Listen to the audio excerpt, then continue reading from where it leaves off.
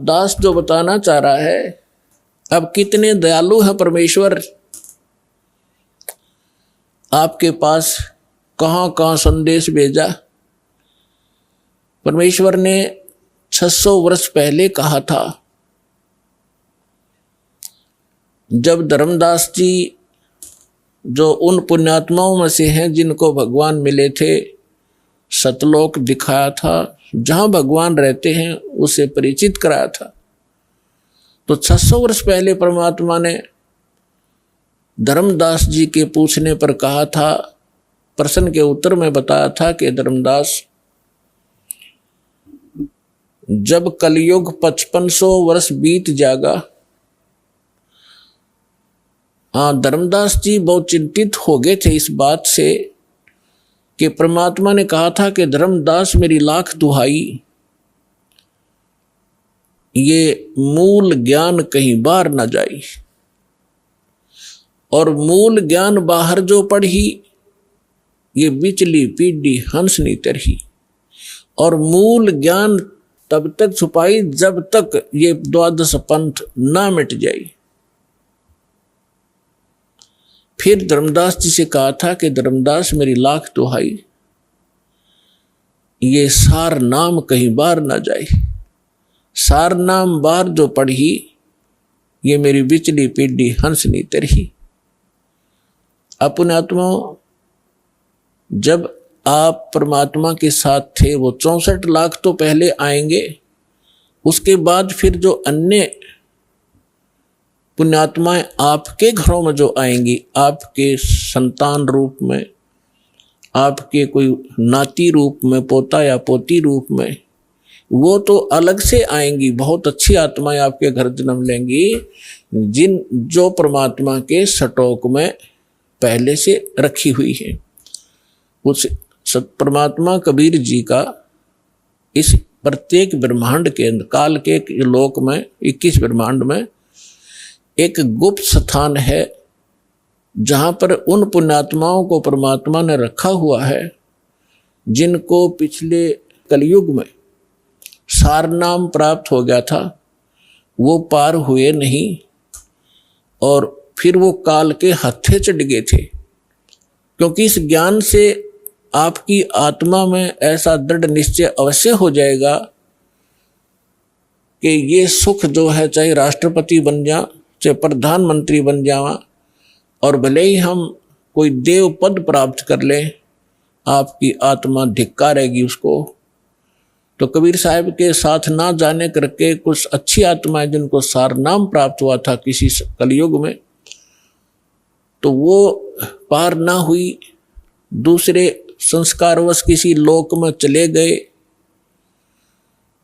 तो उसके लिए परमात्मा कहते हैं, शिव मंडल ब्रह्मापुरी, शिव मंडल ब्रह्मापुरी चाहे विष्णु लोक में हो, हमरे गुण भूले नहीं तो आन छुटाऊं। तो जैसे कोई भक्त इस ज्ञान से परिचित और किसी कारण से नाम खंडित हो जाने से उसकी मृत्यु हो जाती है, तो वो कहाँ जाता है?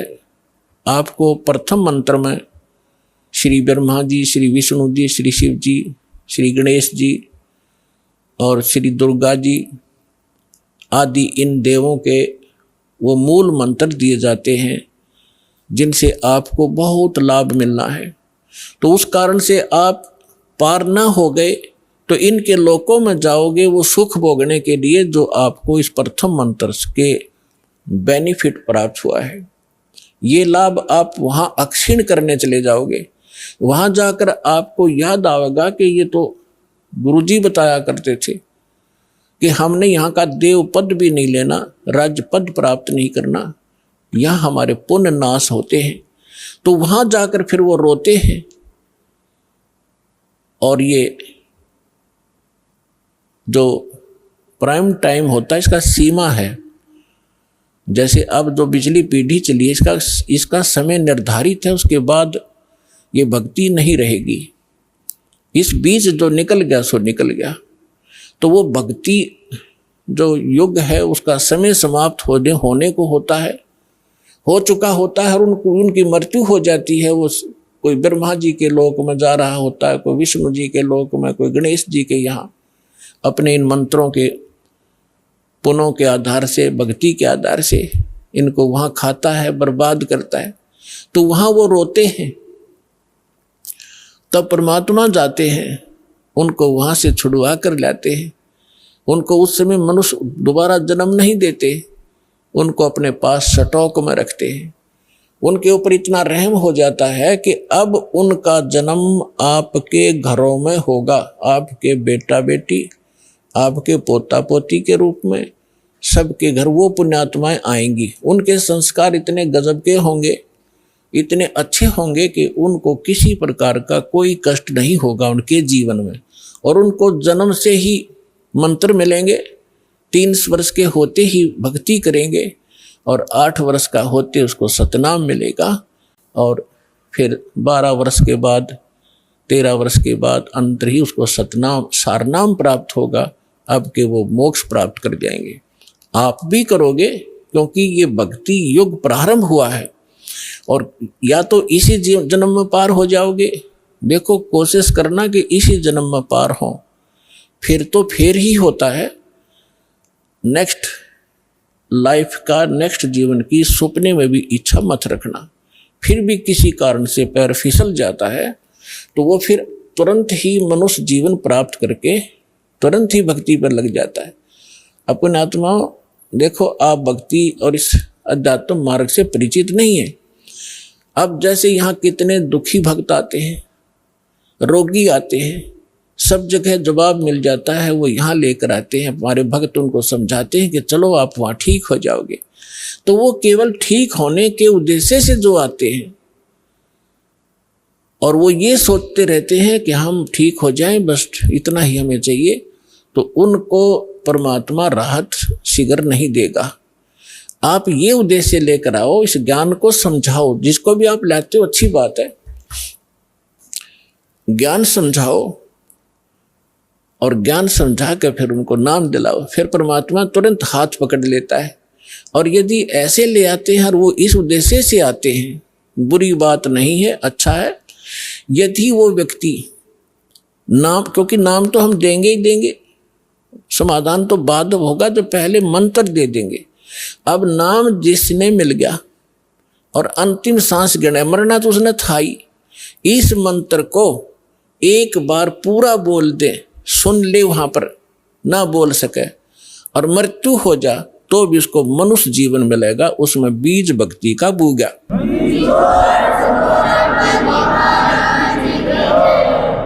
हमने असंग जन्म हो गए, जन्मते मरता ने, धक्के खात्या ने, और अब मनुष्य जीवन प्राप्त होगा तुरंत ही 10वें महीने या सतलोक आश्रम बरवाला में आ लेगा और उसका फिर जीवन शुरू हो गया।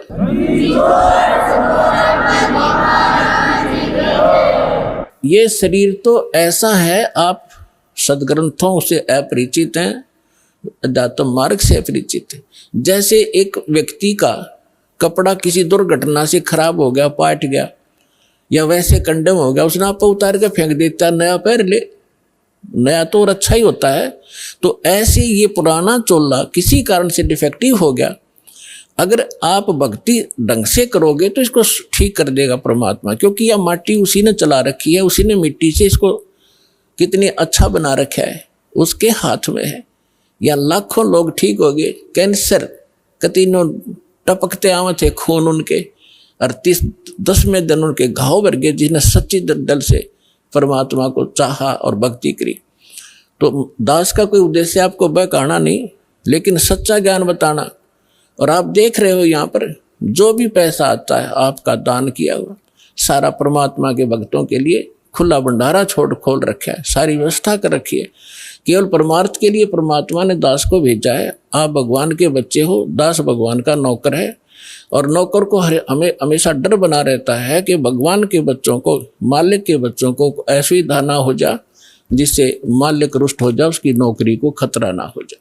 तो दास इस उद्देश्य से आपकी सेवा कर रहा है। आप सच्चे दिल से जब भक्ति करोगे आपका मोक्ष होगा। और जो प्रसंग चल रहा था कि 64 लाख तो वो आएंगे, उन 64 लाख के घर वो भक्त आएंगे जो परमात्मा के रिजर्व बैंक में रखे हैं आत्माएं।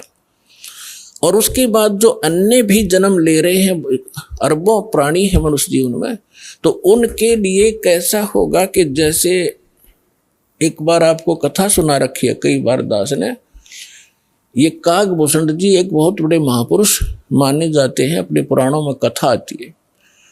तो उसने गरुड़ जी ने उनसे पूछा कि हे कागभूषण, आपको ये भक्ति कैसे प्राप्त हुई, आपकी कितनी आत्मा शांत है, आपकी कितनी दीर्घायु है, आपको ये उपलब्धि कैसे प्राप्त हुई? तो कागभूषण ने बताई अपनी, यहाँ संक्षिप्त में बताऊंगा। कागभूषण जी ने गरुड़ जी से कहा कि गरुड़ जी, एक बार मुझे मानुष जीवन प्राप्त था और मेरी 20 वर्ष की आयु थी। उसमें एक भयंकर अकाल गिर गया, दुर्भिक्ष, जिसमें मेरा पूरा परिवार, माता पिता, 2 भाई बहन और थे, वो सभी मृत्यु को प्राप्त हो गए। मैं 20 वर्ष की आयु था, माता पिता वृद्ध थे, भाई बहन छोटी आयु के थे। वो उस भूख को सहन नहीं कर सके। उनकी मृत्यु के उपरांत आसपास के क्षेत्र में भी बुरा हाल था, लाखों लोग मर गए थे। उस क्षेत्र को छोड़कर मैं अवंतिका नगरी में चला गया। वहां दुर्भिक्ष नहीं था, पेट भर रोटी खाई, भोजन पाया। लेकिन मेरी आत्मा में एक ऐसी प्रेरणा हुई, दुख हुआ कि ये क्या जीवन है, मेरे पिताजी का भरा पूरा परिवार उजड़ गया, ये क्या जीवन है, ये कैसा यहाँ लोक है। तो फिर बताता है कि उस जन्म से पहले मैंने असंख्यों जन्म प्राप्त हुए। अब दिव्य दृष्टि खुल जाने के बाद वो अपने पिछली हिस्ट्री याद आई उसको, जब वो भक्ति पर लगा। उसके बाद गरुड़ जी को बता रहा है कि उससे पहले मैंने असंख्यों मानुष जीवन नाश कर दिए थे और मैंने भक्ति कभी करी ही नहीं। अब वो अकाल गिरा, मेरे माता पिता मर गए, भाई मर गए, कुटुंब नाश हुआ। अवंतिका नगरी में एक पंडित जी गुरुद्वारा, उसमें शिव द्वारे में, शिव मंदिर में कथा कर रहा था। और कथा के बाद वो भंडारा किया, भोजन करते थे। मैं भोजन खाने के उद्देश्य से उन श्रोताओं में बैठ गया। मैंने कोई सत्संग से कोई लेना देना नहीं था। सभी उठकर चले गए, मैं बैठा रहा। पंडित जी ने पूछा, बेटा क्या बात है? मैंने अपना सारा दुख बताया। उसने मुझे एज ए अपना सन, बेटे की तरह प्यार किया पंडित जी ने, पुजारी ने, और कहा बेटा ये संसार तो दुख का घर है, आप यहाँ रहो, यहाँ भोजन पाओ, और बेटा यहाँ मंदिर में सेवा करो, सत्संग सुनो, दीक्षा ले लो। मैंने उसकी सारी बात मान ली, वहाँ सेवा भी करने लग गया। लेकिन दीक्षा वाली बात मेरे समझ में नहीं आई। 6 महीने तक वो कथा सुनाते रहे, मनुष्य जीवन के उद्देश्य को बताते रहे। मेरा कति घर नहीं करी, जू नहीं रहेंगी। मेरे इतने पाप बढ़े हुए थे क्योंकि मेरे अंदर भक्ति कभी बीज पड़ा नहीं था। 6 महीने के बाद मैंने कथा तो सीख ली जो गुरु बताया करते थे। मैं युवा था, गुरु जी वृद्ध हो गए थे। मैं श्रोताओं को गुरु जी की अब्सेंस में, अनुपस्थिति में वो कथाएं सुनाने लग गया। सुरीली आवाज थी, युवा शरीर था। श्रोता मुझे मेरी बड़ी प्रशंसा करने लगे कि क्या बात भाई, आप तो बड़ा गुरु जी से भी बढ़िया सत्संग सुनाते हो, वाह भाई वाह, आपकी तो बड़ी प्यारी आवाज है। इस जीव को बहुत प्रकार से ये हानि होती है, वो फाउल पॉइंट भी आपके रूबरू किए जाते हैं ताकि आप फिर से गलती ना कर जाओ, इसलिए ये कथाएं सुनाई जाती हैं। अब उन श्रोताओं की प्रशंसा से मेरे अंदर हवा भर गई, मैं अभिमानी हो गया, अहंकार भर गया। एक दिन गुरुजी आए, मंदिर में पूजा के उद्देश्य से बाहर से आए, और मैं श्रोताओं के बीच में बैठा था, प्रशंसा सुन रहा था। मैंने गुरुजी को बैठे बैठे ही दर्शन कर लिए, प्रणाम भी नहीं करा, बस यूं देख लिया। जबकि गुरुजी को खड़ा होके मैं खड़ा नहीं हुआ। मान बढ़ाई का मारा कि मेरी बेइज्जती हो जाएगी जब मैं खड़ा हो गया था, क्योंकि प्रशंसक सामने बैठे थे। अब गुरु जी को कोई ध्यान नहीं था, उसको तो कोई मतलब लेना देना ही नहीं होता। नियम बता दिए, जो पालन करेगा सफल होगा, जो तोड़ेगा खंडित करेगा वो दंडित होगा। गुरु जी जाकर मंदिर में अपनी पूजा अर्चना करने लग गए। आकाशवाणी हुई उस मंदिर में, और भगवान शिव के पुजारी थे वो पंडित जी। आकाशवाणी हुई, भगवान शिव ने कहा कि रे धुरत, तेरे को 1 लाख वर्ष के लिए नरक में डालूंगा। ये आकाशवाणी सुन ली गुरुजी ने। अपने आत्माओं, परमात्मा कबीर साहब कहते हैं, बहुत प्यारा बालक माँ का। गुरु पिता को अपना बेटा या बेटी बहुत प्यारी होती है, लेकिन माँ को पिता से भी कई गुना और प्रेम बच्चों में होता है, स्वाभाविक है। और कहते हैं गुरु जी को उससे भी 100 गुना होता, माँ से भी ज्यादा 100 गुना प्यारे होते अपने शिष्य। उनके भविष्य के बारे में वो इतना चिंतित रहता है। कहते हैं बहुत प्यारा बालक माँ का, उनसे बढ़कर शिष्य गुरुओं का। तो यहाँ गुरु जी ने जब सुना कि कागभूषण को, उसका नाम कुछ अन्य था,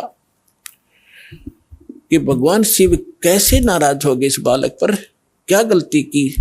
वो एकदम छोड़कर पूजा को आया कि बेटा क्या गलती की तूने, अक्षमा याचना कर। रे बालक दर शिव का ध्याना, ताते बख्शे तेरे प्राणा। तो उसने पूछा, तो गुरु जी ने प्रार्थना की, हे भगवान शंकर, हे महाराज, क्या गलती होगी आपके बच्चे से, माफ करो बालक है, माफ करो बालक है। तब आकाशवाणी हुई कि इस धूर्त ने मेरे भक्त की इंसल्ट की है। जब ये गुरु के साथ ऐसा व्यवहार कर सकता है तो मेरे साथ कैसा करेगा। पुण्यात्माओं, परमेश्वर कबीर जी भी कहते हैं कि गुरु गोविंद कर जानियो, रहियो शब्द समाए, मिले जब दंडवत बंदगी, नहीं तो पल पल ध्यान लगावे। गुरु मानुष कर जानते ते नर कहिए अंध, हुआ दुखी संसार में फिर आ गए यम के फंद। तो शंकर भगवान ने कहा कि इस धुर्त ने जब ये गुरु की बेइज्जती कर सकता है तो मेरे लोक में आकर ना जाने क्यों धुमसता रहेगा। ऐसे धुर्त की मुझे आवश्यकता नहीं है, इसको नरक में ठोकूंगा 1 लाख वर्ष के लिए। अब गुरु जी ने फिर कई घंटों तक प्रार्थना की, आपका बालक है, बच्चा है, क्षमा करो दाता, कुछ हल्की सजा करो इसकी। तब उसने कहा कि भी देखो मेरा वचन खाली नहीं जागा, जो बोल दिया ये वापस मैं ले नहीं सकता, इसको नरक में तो रहना पड़ेगा, लेकिन वहां यमदूतों से इसको कष्ट नहीं होने दूंगा। अब कागभूषण कहता है फिर मेरी कुछ समय के बाद मृत्यु होगी, मुझे 1 लाख वर्ष तक नरक में रहना पड़ा, लेकिन वहां यमदूतों ने भगवान शंकर की आज्ञा से मुझे कष्ट नहीं दिया, लेकिन रहना पड़ा नरक में। अब उदाहरण के लिए दास आपको सुनाता है कि जैसे कोई वर्तमान सरकार का मंत्री है और मंत्री का कोई मित्र है, उसकी किसी कारण से जेल हो जाती है, तो वो मंत्री उसको जेल से नहीं छुड़वा सकता। वहाँ के कर्मचारी अधिकारियों को, जेल सुप्रिटेंडेंट को कह देगा कि इसको कुछ नहीं कहना है, तो रहेगा जेल में, लेकिन वहाँ वो उसको सजा कुछ नहीं, उसको दिक्कत कुछ नहीं करेंगे। तो वह सजा तो होएगी, वह दिक्कत हो या ना हो, कहने का भाव ये।